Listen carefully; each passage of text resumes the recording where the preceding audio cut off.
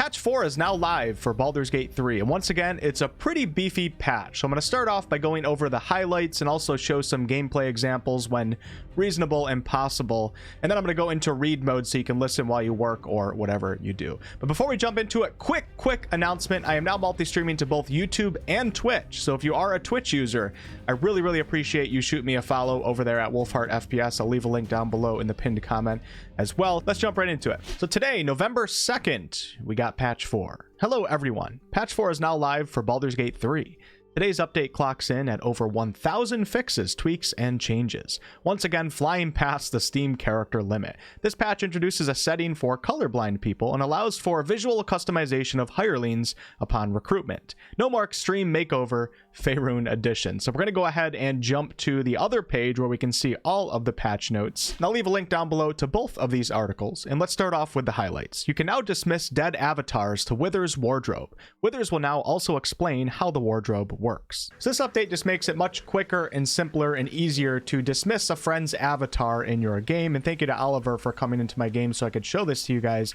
But Oliver's character right now named Tryout is dead, and if I wanted to dismiss this character, I would have to talk to Oliver's character and then click dismiss. But as you can see, this character is dead, so instead of having to resurrect that character, I can simply come over here to Withers. We can click on option number 2, and Withers will summon the wardrobe, and then Oliver's character goes into the wardrobe. And of course, if we want that character back, you can simply just drag and drop. Now, when you talk to Withers for the first time after this update, there will also be a dialogue option where you can ask him how the wardrobe works, but I've already exhausted that dialogue and it's no longer showing, but it's choice number 1. You can now customize hirelings' appearance when recruiting them, so you no longer have to go to the magical mirror to change your hirelings' appearance. All you gotta do is simply click on edit appearance when you're in the hireling menu right here, and then it basically acts the same as the mirror would. On to the next one, colorblind mode. We've added a setting to the accessibility tab that will allow you to choose protanopia, deuteranopia, or tritanopia. And this affects the colors used to distinguish factions and relations, map and minimap icons, portrait frames, and character outlines and circles. And Larian gives a little example here in their patch notes article. And if we go over to the game, if you just click on the accessibility tab under settings, under the first category right here, general category, you can see we have colorblind mode, and then you can choose what works for you. Now let's get into some of the gameplay highlights. Refined Scratch's fetch behavior. He will now fetch pretty much everything. So if I go to my camp here and we go near to where Scratch is running around and I throw leather boots, you'll notice Scratch retrieves those leather boots. It doesn't work for all items, but it does work for quite a few. Archfey Warlocks now get a choice of a cantrip at level 4 as intended. Updated the mechanics of Speak with the Dead so that you can cast it again if you didn't ask any questions the first time. For example, if you're told the corpse doesn't want to speak to its killer, and then you cast the spell again in wild shape. So nice improvement there. At level 6, Knowledge Domain Clerics will now correctly gain Channel Divinity Read Thoughts. Nature Domain Clerics will now correctly gain Dampen Elements, and Trickery Domain Clerics will now correctly gain Channel Divinity Cloak of Shadows. So if I go ahead and look at a level 6 cleric here, you can see as a Nature Domain Cleric, we have Dampen Elements right here. When you or an ally gets hit with acid, cold, fire, lightning, or thunder damage, you can use your reaction to have the attacks damage. And then I have a level 6 Knowledge Domain Cleric, and as you can see, we have Read Thoughts. Focus your mind to read the thoughts of certain creatures while talking to them. So basically you get to use Detect Thoughts spell once per long rest at the cost of an action and a channel divinity charge. And if you're a Trickery Domain Cleric at level 6, you get Cloak of Shadows. Wrap yourself in shadows to become invisible. If you are obscured, lasts for 2 turns, costs a channel divinity and an action. I'm pretty sure that these subclass features were actually missing completely. I could be wrong in saying that. Maybe they just weren't working right, but I think they were missing, but now you have access to them. So those 3 subclasses get a little bit of a buff. When you purchase a statue from Boney in the circus, you can now choose to make it look like you in full equipment and camp clothes or naked, which is pretty funny. So if you go to the circus, I guess this video does have some spoilers in it. This is pretty light though. If you go to the circus in the Rivington district in Act 3 of the game, You come across a character that looks like this. This is Boney, and Boney will sell you a statue, and the statue is quite expensive, but if you do purchase this statue, now when you talk to Boney, you can choose how you want that statue to look. As you can see, I have my statue right here. I bought this before this update, so my statue is just given whatever my character was wearing at the time, but it's really cool to have a statue of yourself at the camp, not only so you can just stare at it and be super narcissistic, but also you get a permanent bless buff to your character, a plus 1d4 bonus to your attack rolls. Whenever you leave the camp, you have that bless active, so it's a pretty powerful thing to do at the cost of a little bit of gold for sure. Scratch's ball will now be harder to lose. If you lost his ball, go see him at camp and he might give it back. Ball warranty voided for chasm related accidents.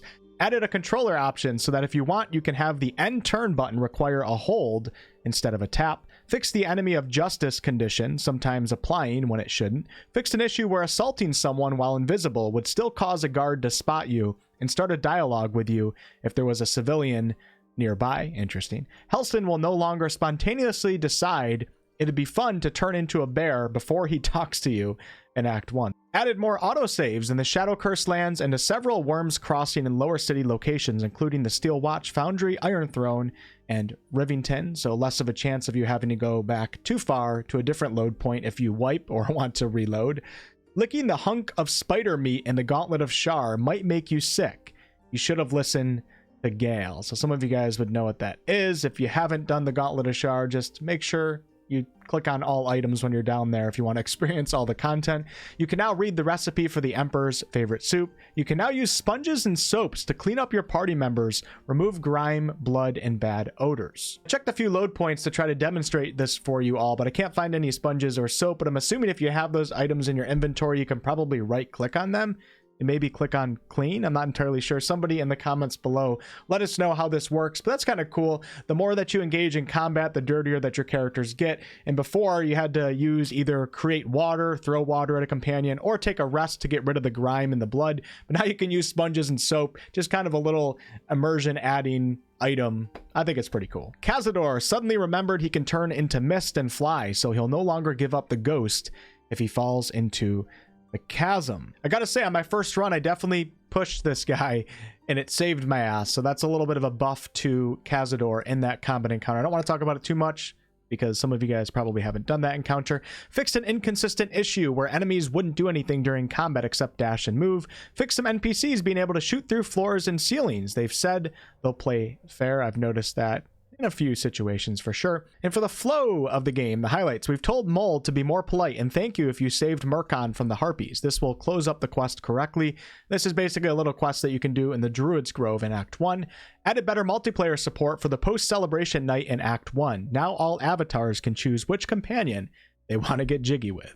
Lae'zel was having trouble getting over Act 1 and Act 2. She'll no longer make certain comments in Act 3 as though you're still in the earlier stages of your adventure. I noticed this with a few companions, so it's good to see Larian making improvements.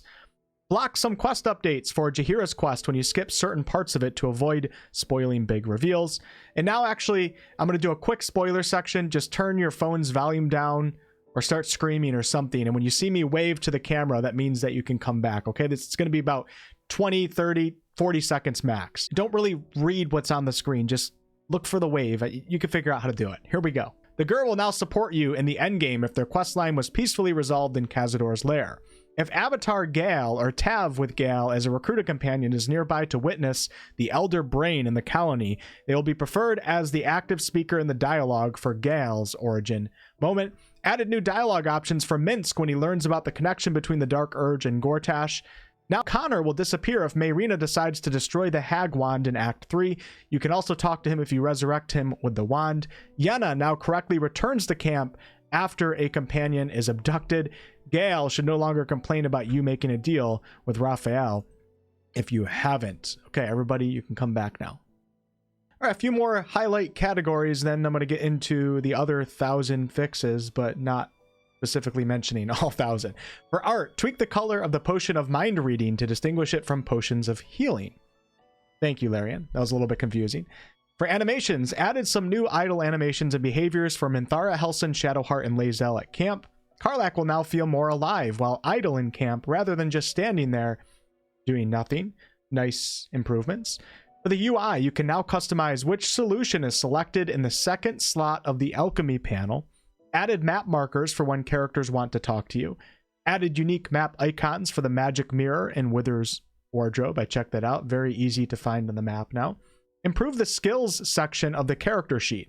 Added icons for the individual skills, added stars to indicate proficiency and expertise in certain skills, and improved the skill tooltips. So as you can see right now, I am under the skills tab in the character sheets here, and you'll notice I have a star next to acrobatics on my main character because my character is proficient with acrobatics. If we look over here at Astarion, you can see that he has 2 stars next to a few of the skills, such as sleight of hand, and that tells you that he is an expert in those skills. So really much easier to understand and see the skills that your characters are proficient or perhaps even an expert in. And the last update that is kind of part of the highlight section of this particular patch, combat rounds are now displayed under separate headings in the combat log, so it's easier to distinguish when things happen. So happy about this change. So if we take a look here in my combat log right here, you can see that combat round 1 began when Astarion threw something at Minthara, and then everybody took their turns. And then if we scroll down, combat round 2 begins right here. Amazing update to the combat log, going to make it so much easier to find what you're looking for and figure out what's going on. And we have a ton of fixes to crashes and blockers. Just take a look at how gigantic this patch is, kind of like the previous ones. They've all been extremely big. I did prepare a second document, which looks like crap. For some reason, the text isn't copying well over. Of all of the things that I feel like kind of stand out above the others, some of these changes and improvements are actually quite important, so you may want to stick around for this part, but I am also going to give a spoiler warning right now. This is going to be kind of rapid firing off a ton of improvements, some of which are related to Act 3 and Endgame. So if you're leaving the video now, thank you so much for watching, and if you are a Twitch user, I do appreciate your follow over on that app at WolfheartFPS. Starting with combat and balance, and you don't have to watch anything right now, you can just tune in with your ears. When a character uses an offhand ranged attack, dexterity is no longer added to the damage. This now aligns with offhand melee attacks. Larian also wrote further in the update, fix your dexterity modifier being added to ranged offhand damage before you have the dual wielder feat. I think Larian might have made an error here because it's the 2-weapon fighting style that's supposed to allow your character to have their dex modifier added to your offhand attack, not the dual wielder feat itself.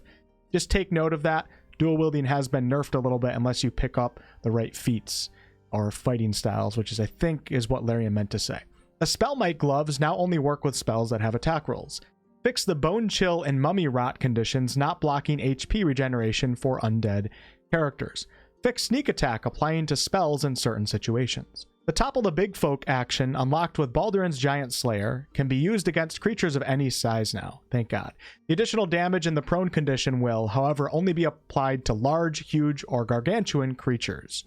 Myrmidon wild shapes for Circle of the Moon Druids now have damage resistances befitting their elemental type. Way of the Open Hand Monk's Flurry of Blows push action now deals falling damage to targets pushed off ledges. Barbarian's Rage Tiger Heart damage now scales to 3 at higher levels as intended.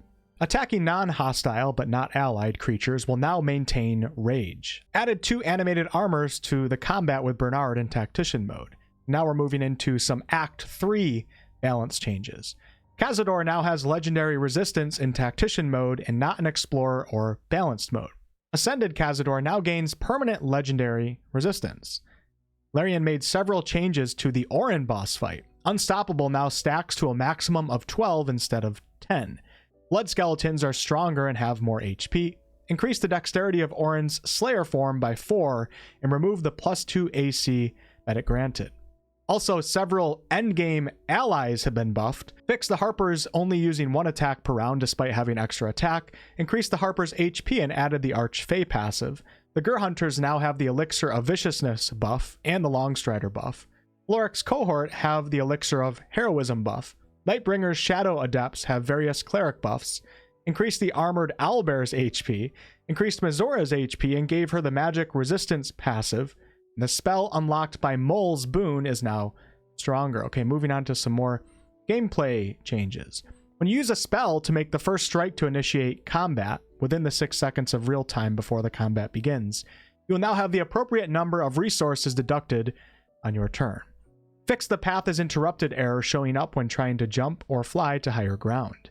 Added new moments in which a paladin will break their oath, like torturing a prisoner, killing a pixie after helping her, burying someone alive, breaking someone's legs. You know, your regular Tuesday afternoon.